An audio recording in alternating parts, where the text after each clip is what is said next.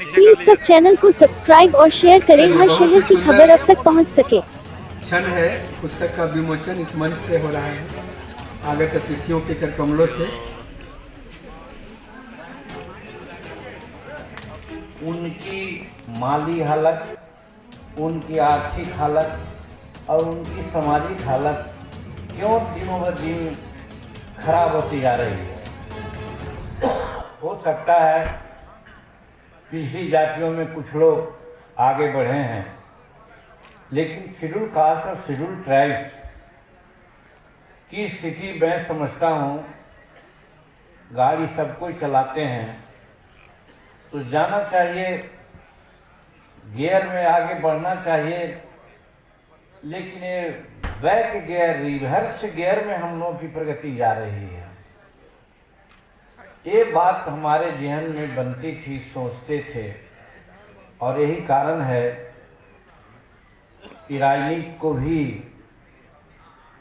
एक मौका हमने समझा और राजनीति में आने का काम किया। और नहीं तो बात सही थी कि हम भी सेवा में थे। गरीब घर होने के बावजूद भी पता नहीं क्या था, अच्छी स्थिति थी पढ़ाई लिखाई में मेरी, और चाहते तो अच्छी सेवाओं में जा सकते थे, लेकिन शुरू से ही मन बना लिया था कि बरो शंभू नहीं तो रहो, हो नहीं रहा है, इसलिए देवेंद्र बाबू को करना पड़ा, इसलिए आज हमारा कर्मचारी संघ आज यहाँ है, उसको बनाना पड़ा और लड़ना पड़ा। तो ये बात है, तो हम आप लोगों से ही कहना चाहते हैं कि अगर सचमुच में मैकू बाबू की बात को आगे बढ़ाना चाहते हैं तो डॉक्टर भीमराव अंबेडकर की उस बात को याद रखना होगा, कहना होगा कि साहब कॉमन स्कूलिंग सिस्टम होना चाहिए, इसकी लड़ाई सबको लड़नी चाहिए, तभी हमारा विकास होगा। एक बात ये है। दूसरी बात, वो भी बहुत गंभीर बात है, हो सकता है अगर बाहर निकल जाए तो हम मार भी खाएं। वो ये है, 1932 में पूना पैक्ट आया था। पूना पैक्ट में प्रोविजन था कि ठीक है डेमोक्रेसी होगी, चुनाव होगा, तो शेड्यूल कास्ट शेड्यूल ट्राइब के लिए सेपरेट इलेक्टोरल होना चाहिए। सेपरेट इलेक्टोरल रहता तो आज हम लोग जो कंस्टिट्यूंसी में रिजर्व में जाते हैं तो हमारे लोग वोट देते हैं, काम करते हैं हमारे लोग, लेकिन बड़का माला लेकर के वही लोग आ जाते हैं जो छोटा सा मुट्ठी भर लोग हैं, और वही काम हमसे लेता है। हम उसी के चक्कर में पड़ जाते हैं, और अगर उसका काम हम नहीं करते हैं तो समूचे बिहार में हॉर्न करता है कि हमारा काम फलना नहीं किया। ये दुख किस लिए? इसी दुख को मिटाने के लिए बाबा भीमराव अंबेडकर साहब ने कहा था कि शेड्यूल कास्ट के लिए सेपरेट इलेक्टोरल होना चाहिए। अब जब महात्मा गांधी आए, महात्मा राष्ट्रपिता थे, अब कैसे कहें भाई हम उनके बारे में, उनको समझाया गया, बड़े लोग समझाया, नाम मैं नहीं लेना चाहता हूँ, डरता हूँ, बहुत डरता हूँ, क्योंकि बात प्राय की मत पूछो, हाय हमें अपनों का भय है। अपने लोग भी उसमें उस प्रकार की बात चले जाएंगे। हे अम्बेडकर साहब, बाबा बैठ गए हैं अनशन पर, महात्मा जी, अगर ये मर गए ना तो समूचे हिंदुस्तान में बवाल फैल जाएगा। 16वां दिन जाते जाते अंबेडकर साहब पूना पैक्ट पर दस्तखत कर दिए। लिखा है उन्होंने अपने जीवनी में, पढ़े होंगे आप लोग, हम तो पढ़ने का मौका नहीं मिला भाई। कि जब हम पूना पैक्ट पर दस्तखत कर रहे थे तो मेरे आँख से आंसू चल रहे थे।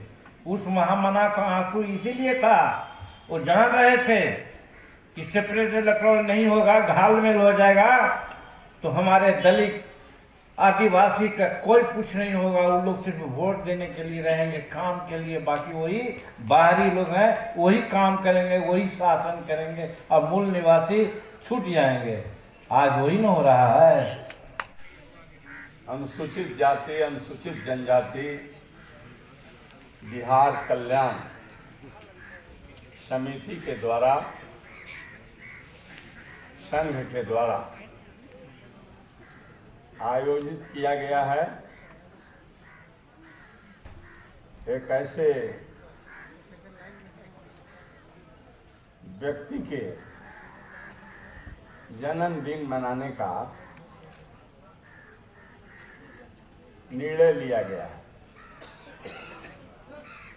मैं अपने तरफ से कोई विशेष बात क्या, इसमें परिवर्तन के लड़ाई लड़ने वाले व्यक्तियों के उद्गार को मैकू बाबू के जन्मदिन के अवसर पर सुनने का अवसर मिला। अब मैं बिहार विधानसभा का अध्यक्ष हूँ और मंच पर हमारे दो बार रह चुके पूर्व अध्यक्ष जी उदय नारायण चौधरी जी बैठे हुए हैं माननीय, और बिहार के पूर्व मुख्यमंत्री आदरणीय जीतन बाबू बैठे हुए हैं,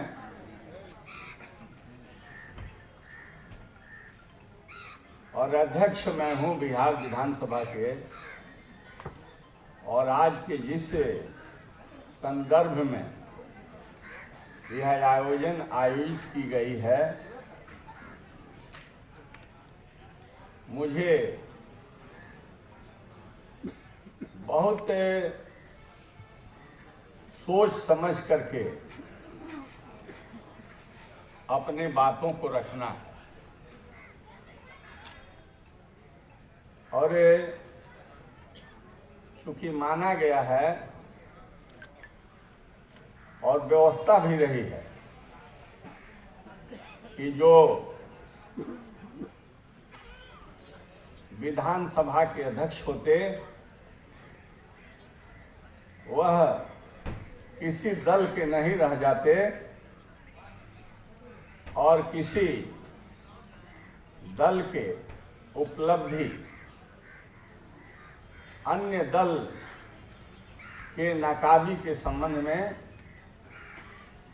अपने बातों को नहीं रख सकते, चूंकि अध्यक्ष का पद एक संवैधानिक पद होता है। पर भी मैं बहुत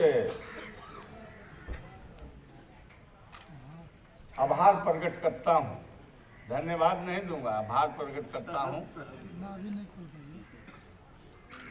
अपने आरसी IPS आरसी कैथल साहब, जिन्होंने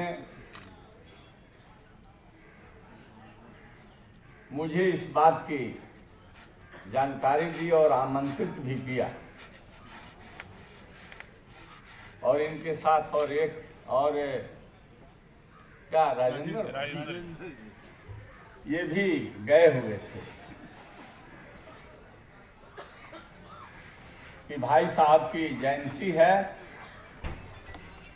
पटना में ही हम लोग मनाने का निर्णय लिया है और आपको मैं आमंत्रित करने आया हूं। पहले तो इनको देख करके और इनसे मिल करके, इनके बातों को सुन करके मुझे बड़ी प्रसन्नता हुई। सुनो बहुत मैं अपने को सौभाग्यशाली समझा। जो मैं कहना चाहता हूं आपसे कि जुल्म और अत्याचार सिवान में जब पराकाष्ठा पर था, उस समय बिहार सरकार ने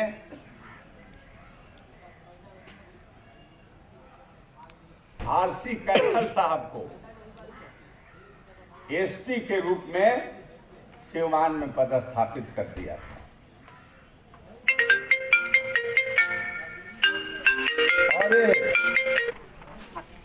उन अत्याचारियों से